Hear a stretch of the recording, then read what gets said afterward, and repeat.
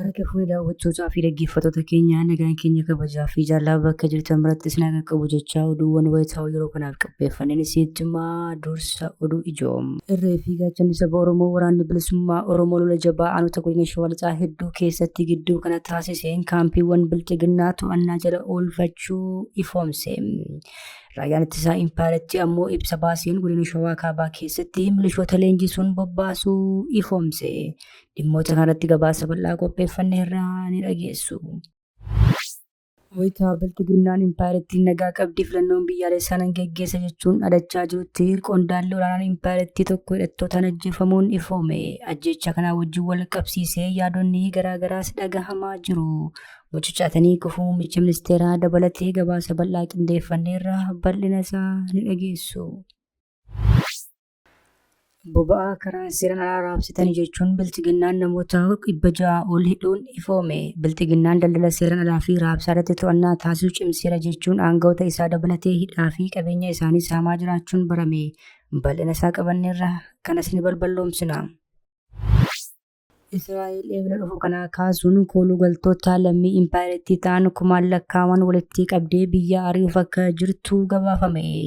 Gabaasni bahee akka agarsiisutti lammiileen Impaareettii 8,000 ol bara kana keessa gara biyyaatti deebifamuu jedhame. Iraan buufanni niwukilaraa Naantaas ganama kana haleelamuu ibsite. Dhaabbanni anniisaa atoomawaa Iraan buufanni niwukilaraa Iraan giddugala biyyattiitti argamu Naantaas ganama kana haleelameera jedhe.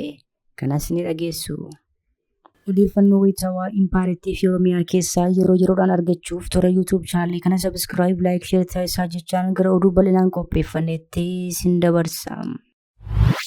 Irree fi gaachanni saba Oromoo waraanni bilisummaa Oromoo lola jabaa aanota godina Shawaa Lixaa hedduu keessatti gidduu kana taasiseen kaampiiwwan bilchiginnaa to'achuu ifoomseera.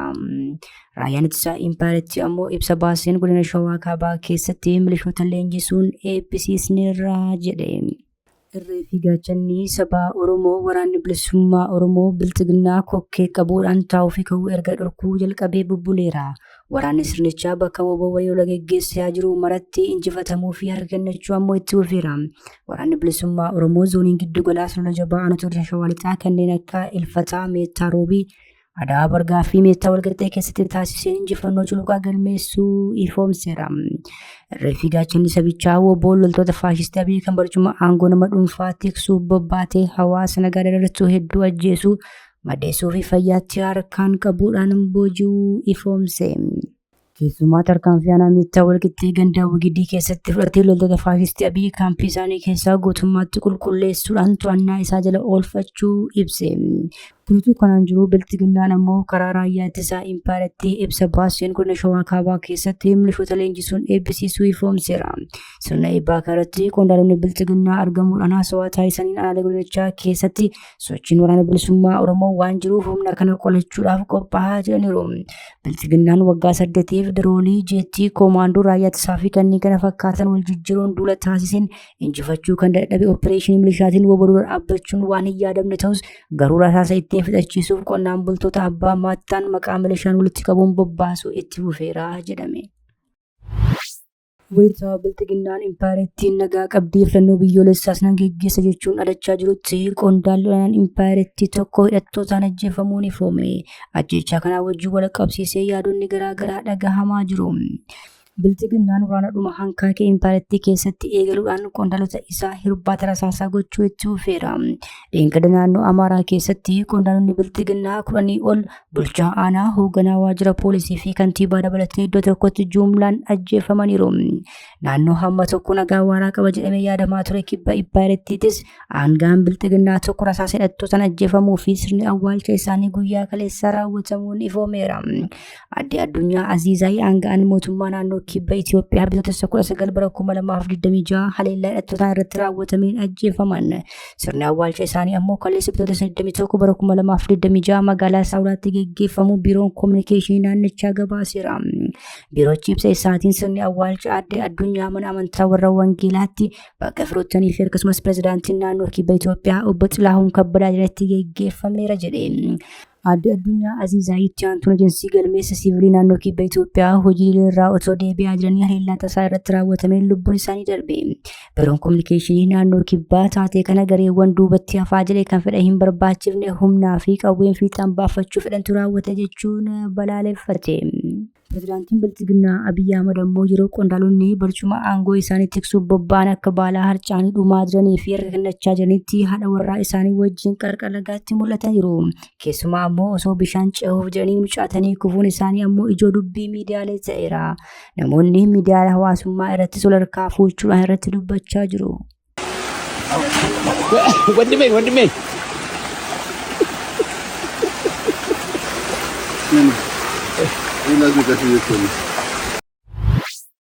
Boba'aa karaa seeraan alaa raabsitanii jechuun Bilxiginnaan namoota 600 oliruun ifoome. Bilxiginnaan daldala seeraan alaa fi raabsaa irratti to'annoo taasisuu cimseera jechuun aangawoota isaa dabalatee hidhaa fi qabeenyaan adabuun barameera. Ministeerri daldalaa fi walitti hidhaminsa naannoo obbo Kaasawun Gonfee akka jedhanitti Bilxiginnaan tarkaanfii fudhate kanaan namoota 613 to'annaa seera jala oolcheera. Namoota to'ataman kana keessatti hooggantoonni waajjiraa, barreessitoonni, raabsitoonnii fi daldaltoonni boba'aa keessatti argamu jedhame. Kana malees abbootiin qabeenyaa buufata boba'aa qabanii fi qaamonni nageenyaa Bilxiginnaallee hidhamutu himame. Daldala seeraan alaa fi raabsaa boba'aa naannolee 6 fi bulchiinsa magaalota 2 keessatti to'annaa fi hordoffii taasifamee namoonni kun hundi to'annaa jala oolaniiru jedhame. Dula geggeeffamaa jiru kanaan boba'aa liitira 250 fi naafxaa liitira 198 karaa seeraan alaa raabsamuuf tures to'anneera jedhan ministeerri Bilxiginnaa kun. Ministeerri daldalaa fi walitti hidhaminsa naannoo obbo Kaasawun Gonfee kana haa jedhan malee namoonni hedduun ministeerichi mataan isaanii malaammaltummaan harki isaanii faalamaadha jechaa jiru. Dubbichi hattoonni gurguddoon xixiqqoo fannisu jechuu yoo ta'in alatti jijjiiramaa fi bu'aa firii tokkollee hin qabus jedhamaa jira. Gadwaitti aanaan pireezidaantii naannoo Oromiyaa obbo Awwaluu Abdii malaammaltummaa irratti qabsoona jechuun caaffidatti yoo dubbatan Jawaar Mohammad dabalatee xiinxaltoonni siyaasaa hedduun qeeqanii turan. Sababni isaas hattoonni isaan calan akka hin jirre yaadachiisuuni.